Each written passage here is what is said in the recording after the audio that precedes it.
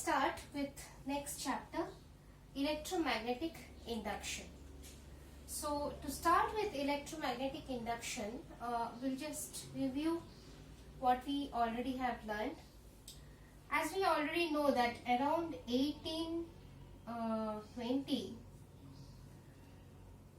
the scientists like Oersted, Ampere, they found that if there is a current flowing, then this current will have an effect of magnetism. So the current flow or the flow of current would be associated with magnetic field and magnetism. Prior to that, nobody knew that there is a relation between current and magnetism.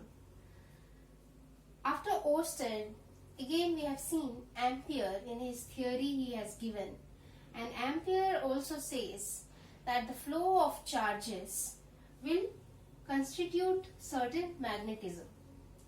So prior to that, nobody knew that there was a kind of relation between current and magnetism.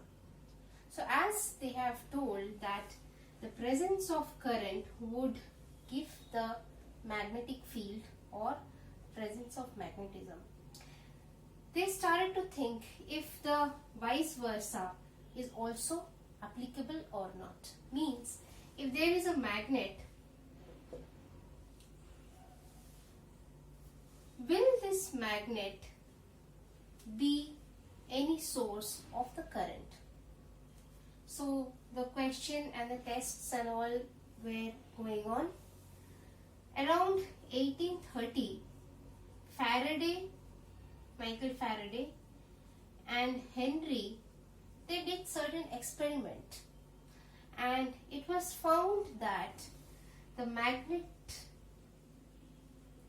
can induce, if I have a coil, then this magnet can induce the current inside this coil. So this was the experiment by Faraday, Henry and all, which gave us the concept that even magnet can constitute current. So due to the magnet, if there is a induced current or there is a current induced in the coil, then this phenomena we call it as electromagnetic induction, right? So the current induced is called EMF, and this phenomena of inducing EMF due to a magnet is called electromagnetic induction. So let's see what are few experiments that Faraday, Henry they have done. So one thing what they have done is, which is the very much beginning of electromagnetic induction, is they had taken a magnet, and suppose this is a magnet and this is the north pole, and if you take the magnet near to this coil, this coil will induce certain kind of current flow into it, right?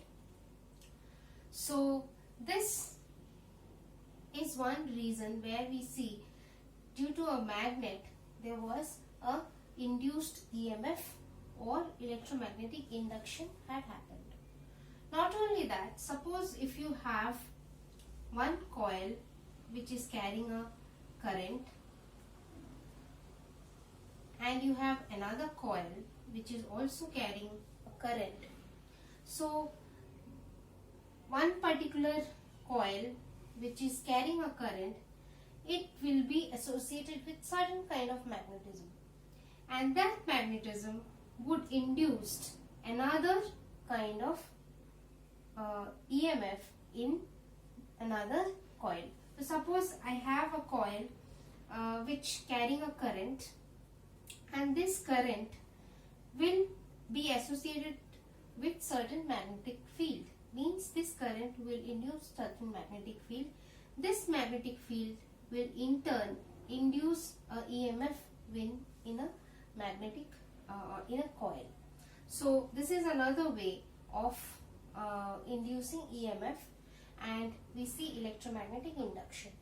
Not only that, there is also another very interesting experiment. It says, suppose we have certain coil which is kind of coaxial, two coils, and as you bring this kind of coils together, we see as soon as they come closer, the galvanometer reading connected to one particular coil would just fluctuate. It means that it is inducing certain current. But if you have inserted one rod in this coaxial line of this coils, then the current, induced current, would increase in a very high level. So it means that somehow, in certain way, that the flux or the magnetic flux, as we have already discussed, magnetic field lines around on a surface area normal to it. So this flux is somehow the reason for the inducing the current. And what we see, as the flux changes, as the number of the flux changes when we have induced this thing, the change of the flux also would be the reason for the inducing EMF. So from here, from this experiment, Faraday has given his theory of electromagnetic induction. So this is in general what we are going to study about electromagnetic induction. If you like the video, then press the like button, subscribe to the channel and press the bell icon.